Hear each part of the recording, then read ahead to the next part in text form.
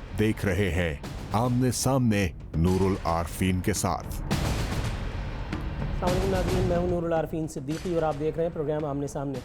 हज़रत अली करमल्लाह वजह का एक और इरशाद पाक आज आपसे शेयर करूँ कि माशरे कुफ्र के साथ ज़िंदा रह सकते हैं मगर नाइंसाफ़ी के साथ नहीं। मगर इल्ला माज़अल्लाह हम वो कौम हैं जिन्होंने इस इरशाद मुबारक को भी नाउज़ुबिल्लाह मिन ज़ालिक माज़अल्लाह मेरे मुँह में खा गलत साबित कर दिया है। हम न सिर्फ जुल्म, कुफ्र, बदउनवानी, करप्शन और न जाने किस किस बुराई के साथ ज़िंदा हैं, बल्कि हर गुज़रते दिन के साथ हम इस दलदल में मज़ीद घुसते चले जा रहे हैं। तमाम उन लोगों के लिए जो पाकिस्तान में इंसाफ और कानून की अमलदारी के लतीफ़े हर दूसरे दिन सुनाते फिर रहे हैं। कोई कभी छापा मार रहा है, कहीं कोई कभी छापा मार रहा है, कहीं कोई कभी अपनी तस्वीरों से, ख़बरों से अखबारात को नवाज रहा है, कोई कहीं मीडिया कवरेज के मज़े लूट रहा है। उन तमाम लोगों के लिए जो पाकिस्तान में इंसाफ की फराहमी के लताइफ सुनाते हैं, संजीदा किस्म के, बल्कि यूँ कहिए कि रंजीदा किस्म के, उनके लिए उनके इंसाफ की फराहमी के दावों पर एक और सवालिया निशान कल उस वक्त सब्त हुआ जब जाफ़िर मर्डर केस के मेन अक्यूज़ को, कराची में जिसने मरकज़ी मुलज़िम था, जिसने जाफ़िर को कत्ल किया था सीव्यू पर, उसको पुलिस की जानिब से क्लीन चिट मिलने के बाद शाहरुख जतोई, उसको भी मासूमियत का परवाना मिल गया। ज़ाहिर है वो भी बेल पर रिहा हो गया, और क्यों ना होता, क्योंकि उसका बाप एक बाअसर आदमी है, उसको भी रिहा करवा दिया गया। शाहरुख जतोई ने जितना मुल्क के कानून के रखवालों की और इस मुल्क का जितना बेड़ा गर्क किया है, जितना उस पर सवालिया निशान लगाया, जितना उसका मजाक उड़ाया, उसको अपने जूतों तले रौंदा है। इल्ला मुअज़्ज़ल्लाह शायद ही कोई और केस ऐसा होगा, शायद ही कोई और मरकज़ी मुल्ज़िम होगा किसी केस का कि जिसने हमारे मुल्क के निज़ाम इंसाफ को इतना ज़्यादा पामाल किया हो। इस शख्स को ऐन उस वक्त जब इसको फांसी की सज़ा सुना दी गई, ये बहुत ही अगर मैं हल्का जुमला इस्तेमाल करूँ तो बहुत ही बेशर्मी से, बेहयाई के साथ ये बाकायदा विक्ट्री के निशान लगाता हुआ अपीयर होता था कोर्ट्स में। ये देखिए, ये ऐन उस वक्त के मनाजिर हैं कि जब इन मौसूफ को उस वक्त अपने तौर पर सज़ाए मौत दे दी गई थी। उस वक्त अदालत को लगता था कि शायद इनको सज़ाए मौत दी जानी चाहिए। ये अलग बात के बाद में अदालत को ऐसा नहीं लगा, अदालत ने फिर इनको मासूम समझ कर फारिग कर दिया। अब्दुल मजीद अचकज़ई एक और मौसूफ थे। इनकी मासूमियत का इससे बड़ा परवाना क्या हो सकता है कि ये चादर वाली सरकार के कज़न है। इन्होंने इस एक ट्रैफिक कांस्टेबल को, जो आपको इस वक्त अपनी टेलीविज़न स्क्रीन पर नज़र आ रहा है, जो दिन दहाड़े अपनी ड्यूटी कर रहा था और इन्होंने शराब के नशे में, शराब पीना किसने कहा है बुरी बात है? MPA के लिए शराब पीना बुरी बात नहीं है। MPA के खून में अल्कोहल अगर पाई जाए तो वो उसके लिए ऐन जो है फ़ख्र की बात है। ये आप देखिए, ये इनकी रिहाई का जुलूस निकाला जा रहा है। अदालत ने 5 लाख रुपए, जी पूरे 5 लाख रुपए, अब ज़ाहिर है ये बेचारा दिहाड़ी लगाएगा, मजदूरी करेगा, गारा उठाएगा, पता नहीं क्या क्या करेगा। 5 लाख रुपए, मुझे तो हंसी आती है। ये कौन लोग हैं? ये 6 महीने रख करके इसको टाइम पास किया। इस दौरान भी कत्ल में के इस संगीन जुर्म के बाद इस एक शख्स को, इसको रिहा होना था। सूबे सरहद KPK का जो गवर्नर है वो इसका रिश्तेदार है। सूबे सरहद का जो इस वक्त ऐन करता धरता है, जिसको मैं बार बार चादर वाली सरकार कह रहा हूँ, मैं उसका नाम नहीं लेना चाहता। ये चले नाम ले लेता हूँ, मैं कौन सा डरता हूँ। महमूद अचकज़ई के नाम ले रहा हूँ, ये आ गए, जाइए केस कीजिए मुझ पर। ये इनके कज़न है। ये वो हैं कि जिनको पाकिस्तानियों से ज़्यादा अफ़गानों का दर्द है। ये ट्रैफिक कांस्टेबल, इनकी याददाश्त के लिए बताते चलूँ कि अफ़गान नहीं था, ये पाकिस्तान था। लेकिन चूंकि ये पाकिस्तानी था, पाकिस्तान में रहता था, और इसलिए इनका खून इनके ऊपर हलाल हो गया था। 6 महीने तक इनको जेल में रख करके टाइम पास किया गया और उसके बाद फिर इनको एक दिन फारिग कर दिया गया। वो एक मासूम बंदा जो इनकी गाड़ी के टायर तले रौंदा गया था, उसके बेटे का रुकन असम्बली मजीद अचकज़ई के खिलाफ हाई कोर्ट जाने का फैसला। इसके बेटे को भी मैं कह रहा हूँ कि कोई अकल दे, खुदा का खौफ करो लड़के। तुम्हें लगता है कि तुम एक MPA का कुछ बिगाड़ सकोगे इस मुल्क में? मैं अपने खून से तुम्हें लिख करके देता हूँ, जाओ अगर इसके माथे का एक बाल तोड़ लो तो आरफीन सिद्दीकी अपनी 7 पुश्तें तुम्हारे नाम लिख देगा। तुम कुछ नहीं कर सकते, तुम सिर्फ जानमाज बिछाओ, और यही हक है, ये मैं तुम्हें बताऊं। तुम्हारे अहलो अयाल जानमाज बिछाएं एक कमरे में और अल्लाह ताला से रुजू करो और अल्लाह ताला से इंसाफ मांगो, क्योंकि आजकल अल्लाह ताला का तरीक़ेकार बड़ा ज़बरदस्त है। अब वो नहीं है कि आपको आखिरत में मिलेगा, अब दुनिया में सबको मिल रहा है। हर एक फ़िरौन के लिए 22 अगस्त है, हर एक फ़िरौन के लिए। अल्ताफ़ हुसैन को मिला 22 अगस्त, इन लोगों के लिए भी कोई ना कोई 22 अगस्त अल्लाह ताला ने लिख रखा है। लेकिन पुकारो पुकारो, तुम यतीम हुए हो तो क्या हुआ? तुमसे पहले बहुत से सैकड़ों लोग यतीम हो चुके।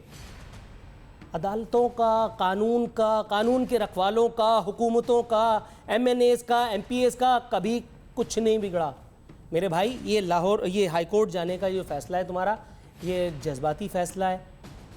इस फ़ैसले से मुझे नहीं लगता कि तुम्हें कुछ हासिल वसूल होगा, लेकिन अगर तुम्हें लगता है कि तुम्हें वक्त ज़्यादा मुयस्सर है और तुम उसको बर्बाद करना चाहते हो तो करो।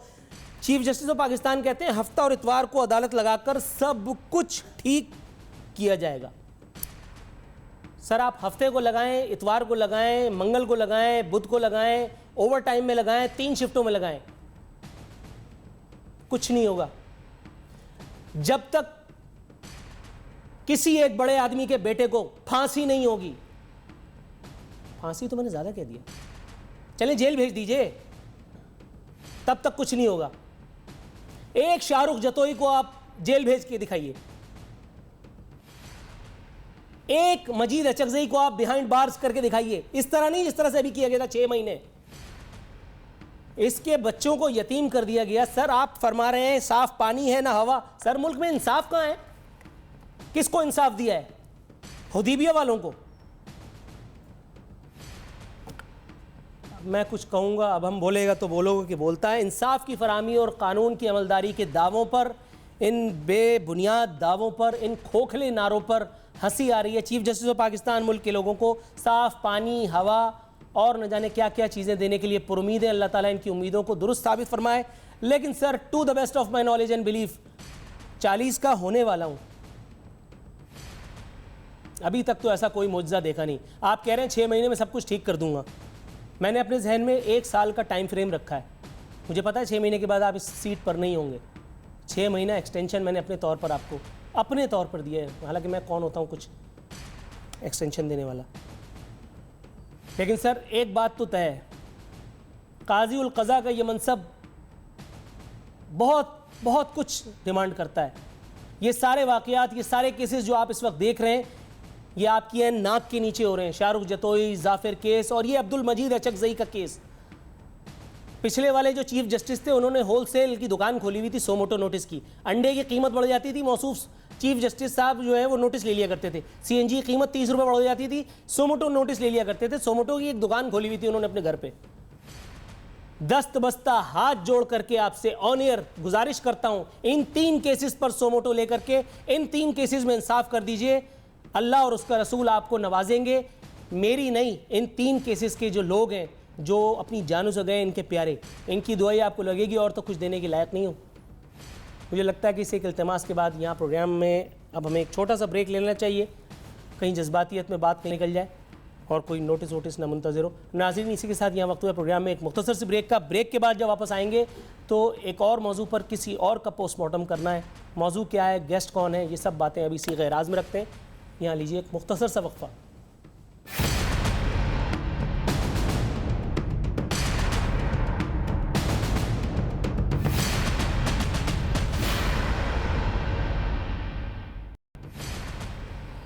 वेलकम बैक नाजरीन। सेकंड सेगमेंट में हम आ चुके हैं। मुझसे हुस्न ज़न रखने वाली एक शख्सियत जो अब इस दुनिया में नहीं है, किसी ज़माने में उन्होंने मुझे जालिब 2 का टाइटल दिया, मैं बहुत खुश हुआ। लेकिन मेरी खुशी उसी हफ्ते में गारत हो गई जब मैंने शहबाज शरीफ साहब को झूम झूम के जालिब की एक नज़म पढ़ते हुए देखा। दिल से वो नज़म उतर गई, बावजूद इसके कि हबीब जालिब ने इस पर पता नहीं कितने साल मेहनत की होगी। ज़रा दिखाएं जी, क्या पढ़ते थे शहबाज शरीफ साहब। चंद लोगों की खुशियों को लेकर चले, वो जो साए में हर मसलहत के पले, ऐसे दस्तूर को सुबह बेनूर को मैं नहीं मानता। चार अगर दर्दमंदों के बनते हो क्यों, तुम नहीं चार अगर कोई माने मगर मैं नहीं मानता। मैं नहीं मानता। मानती तो इंदिरा गांधी भी नहीं थी सर, लेकिन बहरहाल मनवा लिया मनवाने वाले ने। ओहदा है आपका वज़ीर आला, तुले हुए हैं आप अपने आप को कहलवाने पे खादिम आला। अंदाज़ आपका बिल्कुल निराला, सुभान अल्लाह। सूबे में हर तरफ आपको खुशहाली नज़र आती है, आपकी हुकूमत को खुशहाली नज़र आती है। सेहत का सत्यानाश, दीगर शोबों का सवा सत्यानाश। ऑरेंज जिंदाबाद, ग्रीन जिंदाबाद, मेट्रो जिंदाबाद, फ्लाईओवर जिंदाबाद, पता नहीं क्या क्या जिंदाबाद, सिर्फ बेचारे अवाम ही मुर्दाबाद। पिछले कितने अरसे से आप सूबे में वज़ीर आला बल्कि खादिम आला हैं। अगर आपको दिन गिनने के लिए कह दिया जाए तो मुझे यकीन नहीं है कि आप दिन भी गिन पाएंगे। हर वारदात का जुर्म की आपने नोटिस लिया, बल्कि सख्त नोटिस लिया, लेकिन उसके बाद क्या पंजाब से जराइम का खात्मा हो गया? मुकम्मल तौर पर आइडियल सिचुएशन तो कहीं किसी माशरे में भी नहीं हो सकती। मैं भी आइडियलिज्म का शिकार नहीं हूँ। चंद वो मामलात आपकी गोशगुजार करना चाहूँगा जो किसी भी माशरे में हो तो उससे ईमान जो है वो उठ जाता है। लाहौर में ज़्यादती का शिकार हुई ये बच्ची 5 साला, इसे ये शख्स यहाँ छोड़ करके गया। आपने इस बच्ची के साथ होने वाली सफाकियत का नोटिस लिया। आइसक्रीम खिला करके किसी ने इस 5 साला बच्ची के साथ हवस पूरी की। गंगाराम अस्पताल की ये फुटेज है। बड़ा शोर शराबा हुआ जी, खादिम आला आ गए, अब तो ये हो जाएगा और वो हो जाएगा। अल्लाह जानता है कि कुछ भी नहीं हुआ। उसके बावजूद भी आप खादिम आला के खादिम आला रहे।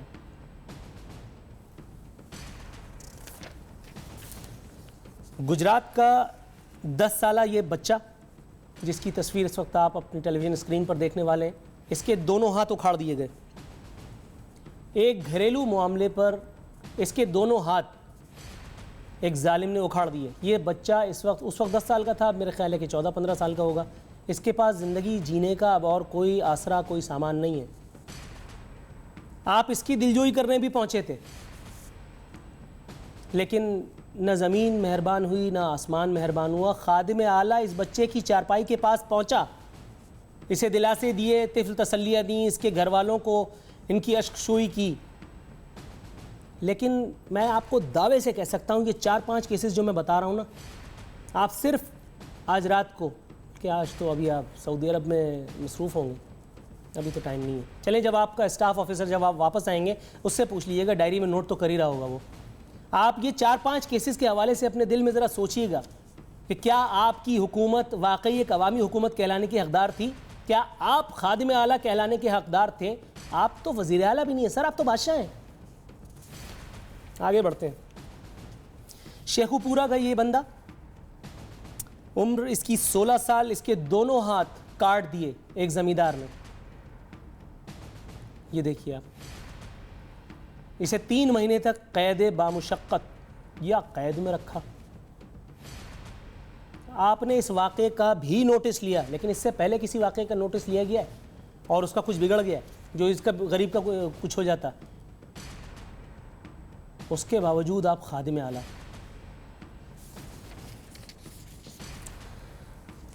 ये एक वाक़या है जो अभी आप अपनी टेलीविज़न स्क्रीन पे देखेंगे कि खातून ने गंगाराम अस्पताल के बाहर फुटपाथ पर बच्चा पैदा किया। तवातुर से ये वाक़यात हुए हैं पंजाब में, और उसके बावजूद आप खादिम आला। मैं दावे से कह रहा हूँ, इमोशनल होकर के कह रहा हूँ, क्योंकि मेरे पास बात करने के लिए लॉजिक और इसके इमोशंस के अलावा और तो कुछ होता नहीं है। ग्राउंड रियलिटीज़ के ऊपर मैं बात करता हूँ। मैं स्टैटिस्टिक्स के धंधों में पढ़ के हुकूमती वज़ीर तो हूँ नहीं कि जो मैं इधर उधर की बातें करूँ, हवाई फायरिंग करूँ।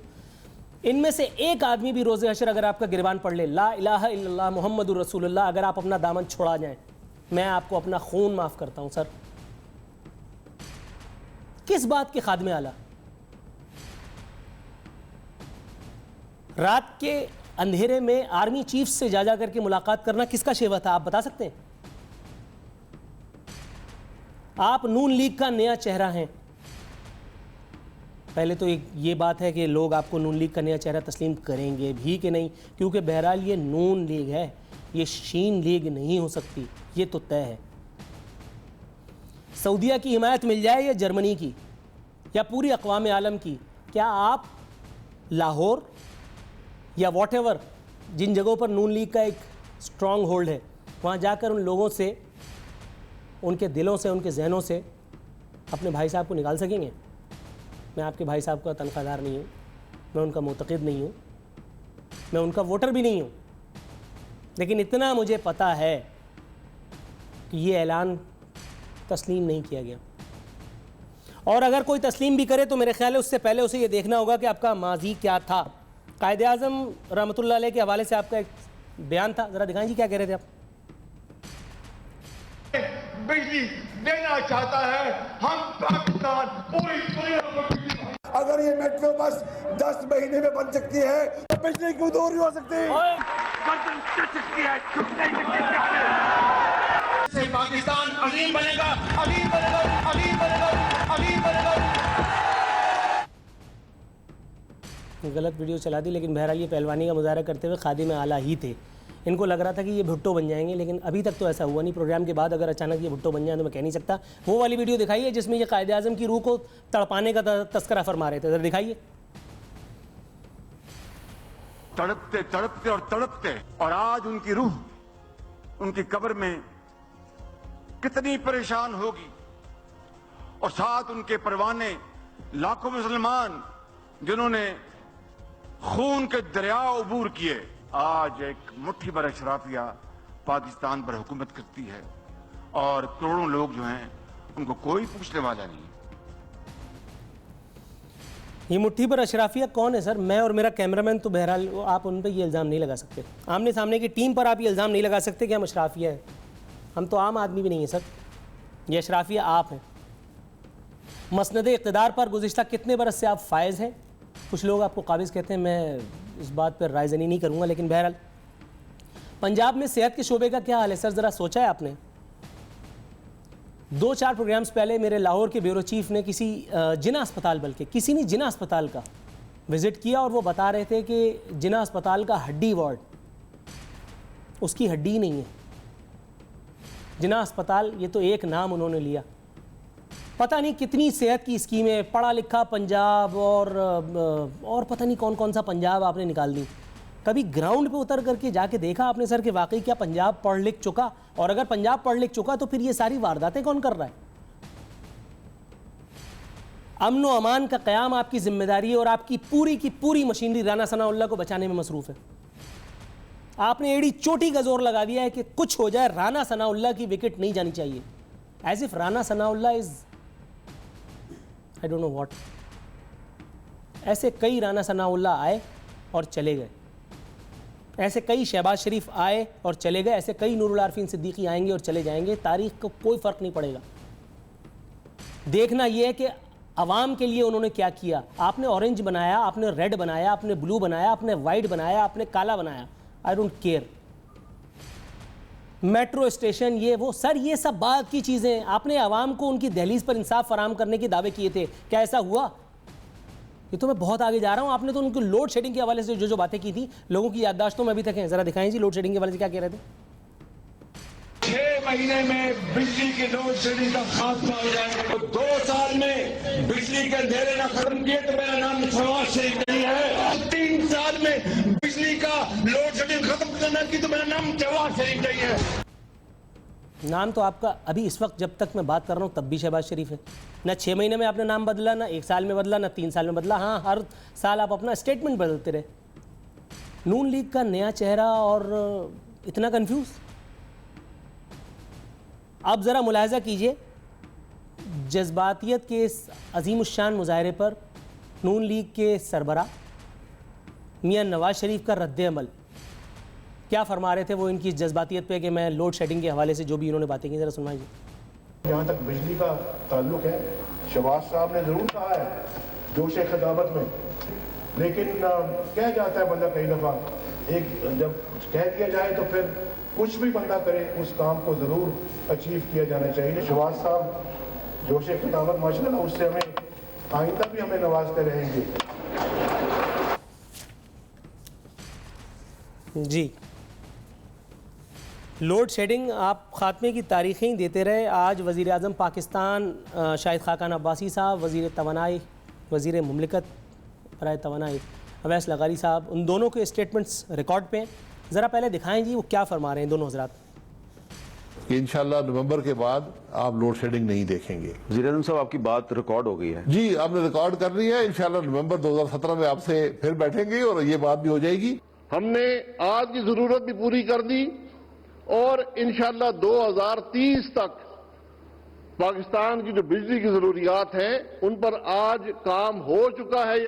आज रात 12 बजे के बाद 0 लोड शेडिंग पे होंगे और ये तमाम सूबों में होगा। ये सिर्फ एक सूबों में फीडरों की तादाद नहीं, बल्कि जहाँ जहाँ हमारे लाइन जी लॉसेस 10% से कम हैं, उन तमाम को पूरे मुल्क के अंदर, चाहे वो बलूचिस्तान हो, खैबर पख्तूनख्वा हो, सिंध हो या पंजाब हो, चाहे वो देहात हो या वो शहरी इलाके हों, आज के हमारे इस इंस्ट्रक्शंस के बाद देहात की आवाम का और शहर की आवाम का फ़र्क नहीं रहेगा।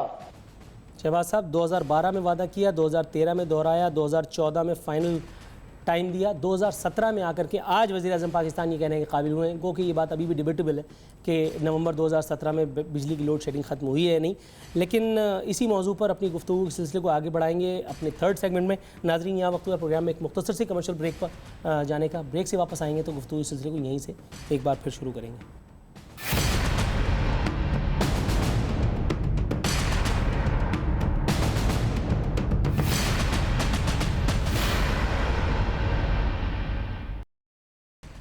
वेलकम बैक नाज़रीन।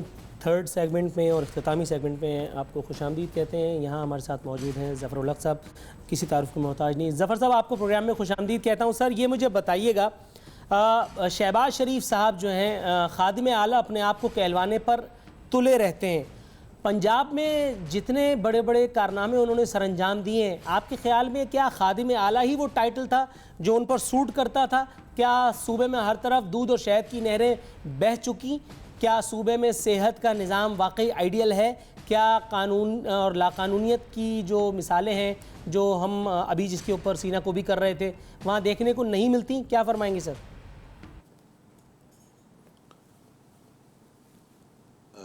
नूरुल आरफीन साहब, जितनी बातों का आपने जिक्र किया है, ये बातें तो सारी की सारी रोज़ाना ही होती हैं। और मियाँ शहबाज शरीफ साहब बावजूद एक अच्छे एडमिनिस्ट्रेटर पहचाने जाते हैं, लेकिन ये जिन महकमों का और जिन मसलों का आपने जिक्र किया है वो भी ये हल करने में नाकाम रहे हैं, बुरी तरह नाकाम रहे हैं। अगर मैं ये कहूँ कि बुरी तरह नाकाम रहे हैं तो ये बात कोई गलत नहीं होगी। लोगों को, पब्लिक एट लार्ज को, पंजाब की को कोई सहूलतें जिस इलाके को लें, जनूबी पंजाब को लें, शुमाली को लें, दाएं बाएं जिधर जाएं, एक रोना पीटना तो बहुत है, लेकिन कोई काबिल ज़िक्र काम ऐसा नहीं हो सका जिसके बारे में मियाँ साहब खुद भी लोगों को बचा सके और कायल कर सके। सर, ये मुझे बताइए, क्या हबीब जालिब की कोई भी नज़्म कोई भी आदमी पढ़े तो उसे इनकलाबी मान लिया जाए? चाहे टॉम बॉय कैप पहने शहबाज शरीफ पढ़े या नूरुल आरफीन? बज़ाहिर तो यही बात है कि अगर हबीब जालिब एक बहुत बड़े इनकलाबी शायर थे, बहुत बड़े इनकलाबी शायर थे, उनके हर शेर में, हर शेर के एक एक फ़िक्रे में जो है वो जू मनी फ़िक्रा है, और उनके हर शेर में एक बाकायदा हिस्ट्री बसी हुई है। तो वो बेहतर जानते थे, और पाकिस्तान के सियासतदान उनसे कौन से भूले हुए हैं, वो उनको बड़ी अच्छी तरह जानते हैं। और उन्हीं के बारे में उन्होंने असाबी जो है वो शादी की है और लोगों को बताया, उन्होंने बड़ा खुलकर बताया। बताओ सर, ये मुझे बताइएगा, क्या शहबाज शरीफ साहब ने माजी में जो दावे किए थे अली बाबा 40 चोरों को घसीटने के, और इसके अलावा भी बहुत सारे वादे उन्होंने किए थे, सारे के सारे पूरे हो गए? क्योंकि शहबाज शरीफ साहब अब वो नया चेहरा है जो गालिबन नवाज शरीफ साहब को रिप्लेस करने जा रहा है। पहली बात तो ये है साहब के रिप्लेस करना कोई इतना आसान बात नहीं है। मियाँ नवाज शरीफ साहब ने अगर कह दिया है अपने भाई के, ये बहुत बड़ी पॉलिटिकल पार्टी है पाकिस्तान मुस्लिम लीग, और इसमें बड़े बड़े एक से एक आला लोग पड़े हुए हैं। ये कोई मियाँ नवाज शरीफ साहब डिक्टेशन करके पार्टी पर थोप नहीं सकते कि अब मैं जा रहा हूँ तो अब मेरा भाई आ रहा है। ये कोई फैमिली अफेयर वाली बात नहीं है। नहीं, अगर मान भी लिया जाए, मियां नवाज शरीफ ने नॉमिनेट कर दिया, एक बात कह रहा हूं, तो क्या शहबाज शरीफ साहब वो चेहरा है जो सबके लिए काबिल कबूल होगा? नहीं, मैं नहीं समझता कि वो सबके लिए काबिल कबूल होंगे। Categoric answer. अच्छा सर, ये मुझे बताइए, शहबाज शरीफ साहब के लिए बाकायदा सऊदी तैयारे का नुज़ूल, उसके बाद फिर शहबाज शरीफ साहब का वहाँ जाना, आपके ख्याल में क्या शहबाज शरीफ साहब के लिए जो वार्मथ वहाँ दिखाई जा रही है सऊदीया में, फिर कुछ एक्सपेक्ट किया जाए क्या? नहीं, मैं इसलिए कह रहा हूँ ना कि मियाँ शहबाज शरीफ साहब कोई फाइनल शख्सियत नहीं है कि बस उनका नाम आ गया तो यही हो जो है वो आइंदा आने वाले वज़ीर आज़म होंगे। अभी इसके इम्तहान और भी हैं और बड़े मराहल तय होने हैं, जिनमें से खुद शहबाज शरीफ साहब ने मराहल तय करने हैं। अभी तो ये क्वेश्चन है, अभी तो ताज़ी खबरें ब्रेक हुई हैं कि ये आया एग्ज़ाइल में जाना चाहते हैं या नहीं जाना चाहते, किसी और मुल्क की शरीयत लेना चाहते हैं या नहीं लेना चाहते, ले ली है या नहीं ले ली है। बेशुमार अफवाहें जो हैं आ रही हैं स्क्रीन पर, लेकिन एक बात तो वो जो है वो तो मुसलमान है और बड़े बड़े सियासतदान कह चुके हैं कि अब पाकिस्तान में मियाँ नवाज शरीफ फैमिली की सियासत के दरवाजे वंस फॉर ऑल बंद हो गए हैं। मतलब सर, नैब ने जो एक नया केस खोलने का इंदिया दिया है, फैसला किया है, इंडिया ने दिया है, शहबाज शरीफ साहब ने और प्लस नवाज शरीफ साहब का नाम भी उसमें है कि उन्होंने रायवेंड से जाती उम्रा तक गैर कानूनी 2 रोइया सड़क की तामीर से कौमी ख़जाने को 12.5 करोड़ रुपए का नुकसान पहुंचाया। आपके ख्याल में ये जो सबसे हल्का केस है 12.5 करोड़ का, ये किस हद तक शहबाज शरीफ साहब की रास्ते में आ सकता है? मैं प्रिसाइज बात कर रहा हूँ शहबाज शरीफ साहब पर, इसलिए कि शहबाज शरीफ साहब आजकल सबसे ज़्यादा एक्टिव है, शहबाज शरीफ साहब की नॉमिनेशन हुई है, शहबाज शरीफ साहब के लिए तैयारा आ रहा है, दिस दैट। ये इसमें शहबाज शरीफ साहब भी इस लपेट में आ सकते हैं। इससे पहले भी नूर आरफीन साहब ये केस उठाया गया था, इसकी इन्वेस्टिगेशन भी हुई थी, तफ्तीश भी हुई थी, नैब ने की थी। नैब ने इसको क्यों आगे अदालत तक नहीं जाने दिया इसका मुझे इल्म नहीं है, लेकिन ये अगर अब भी चली जाती है नैब अदालत में तो यकीनन कुछ सवाल हैं ऐसे जो कि मियाँ नवाज शरीफ के साथ साथ मियाँ शहबाज शरीफ साहब को भी देने पड़ेंगे, और वही सवाल और वही इनके दिमाग का जो नुक्ता निगाह है वो अल्टीमेटली उनके रास्ते में हायल होगा और फैसलों के बाद इनको उनका जो नताइज हैं वो भुगतने पड़ेंगे। मतलब सर, सबसे बड़े एडमिनिस्ट्रेटर होने का ताना दिया जाता है शहबाज शरीफ साहब को, मैं ताना कह रहा हूँ, पूरी दुनिया ढोल पीटती है शहबाज शरीफ ने ये कर दिया, शहबाज शरीफ ने वो कर दिया। ये मुझे बताइए सर, सूबे में सेहत का निज़ाम लूला लंगड़ा है आज तक। शहबाज शरीफ साहब के 5 साल 10 साल 15 साल 20 साल के टेन्योर में अगर सिर्फ हेल्थ का शोबा इम्प्रोवाइज नहीं हो सका, अगर औरतें वहां सड़क पर गंगाराम अस्पताल या वॉटेवर अस्पताल के बाहर बच्चे जन रही हैं, तो क्या ये शहबाज शरीफ हुकूमत की नाकामी नहीं है? देखिए जी, ये शहबाज शरीफ साहब की आप एक हेल्थ की बात कर रहे हैं, मैं तो पहले अर्ज कर चुका हूँ कि किसी भी उस महकमे में कोई इतनी एक्स्ट्रा ऑर्डिनरी कारकर्दगी नहीं है। एडमिनिस्ट्रेटर तो गिने जाते हैं इसीलिए कि वो ब्यूरोक्रेसी को उनका एक रवैया है कि ब्यूरोक्रेसी के साथ बदतमीजी करके, उनकी बेइज्जती करके, उनको ह्यूमिलेट करके तो अपने आप को एडमिनिस्ट्रेटर भी शो किया जाए और ब्यूरोक्रेसी से काम भी लिया जाए। लेकिन मैं नहीं समझता कि उनको ब्यूरोक्रेसी को ह्यूमिलेट करके उनके पल्ले कुछ पड़ा है या वो कोई अपने आप को बहुत आला दर्जे के एडमिनिस्ट्रेटर बनवाने में कामयाब हुए हैं। मतलब सर, शहबाज शरीफ साहब दरमियानी रास्ता तलाश करने के लिए भी बड़े माने जाते हैं, बहुत उनका नाम है इस हवाले से, चौधरी निसार साहब भी और शहबाज शरीफ साहब भी। उसके बावजूद ज़फ़र अली शाह साहब क्यों तुले बैठे हैं कि शहबाज शरीफ साहब की तमाम कामयाबियों को नाकामियाँ ही मनवाना है, नाकामियाँ ही तस्लीम करना है, नाकामियाँ ही पोर्ट्रे करना है, जब इतना बड़ा यानी सेटिंग वाला बंदा है, मैं सेटिंग वाली जुमला इस्तेमाल कर रहा हूँ, जब उनकी सेटिंग की मशहूर है धाक है दुनिया में, तो फिर क्यों आप नहीं माने लेते कि वो एक अच्छे वज़ीर आज़म भी साबित हो सकते हैं, अगर तो वो वज़ीर आज़म बन गए? पहली बात तो ये है कि मैं नहीं समझता कि उनके हाथ में कोई वज़ीर आज़म बनने की लकीर है। वज़ीर आज़म बनने के लिए बड़े पापड़ बेलने पड़ते हैं। सबसे पहला पापड़ तो यही है कि उनको पाकिस्तान के अवाम का वोट ऑफ कॉन्फिडेंस चाहिए होगा। लेकिन वोट ऑफ कॉन्फिडेंस जहाँ मियाँ नवाज शरीफ साहब बावजूद अपनी सारी नालियों के, जहाँ जितना वो पाकिस्तान के वोट को अट्रैक्ट करते हैं या वोट कैच करते हैं, इतना मैं नहीं समझता कि मियाँ शहबाज शरीफ साहब के अंदर इतनी अहलियत है कि वो पाकिस्तान के लार्ज स्केल पर पाकिस्तान के वोट को अट्रैक्ट करें या पाकिस्तान के लोग जो है उन पर वोट के ज़रिए अपना एतमाद करें। मतलब यही मेरा सवाल भी था सर, थोड़ा सा मज़ीद इलेबरेट आपने कर दिया, बहुत आसान हो गया कि वो एक वर्कर जो आज भी तकलीद करता है, बल्कि यूँ कहा जाए, गलत मानों में नहीं कह रहा, कि अंधी तकलीद करता है नवाज शरीफ की, वो नून लीग को शीन लीग बनते हुए देखकर चुप कैसे रह सकता है?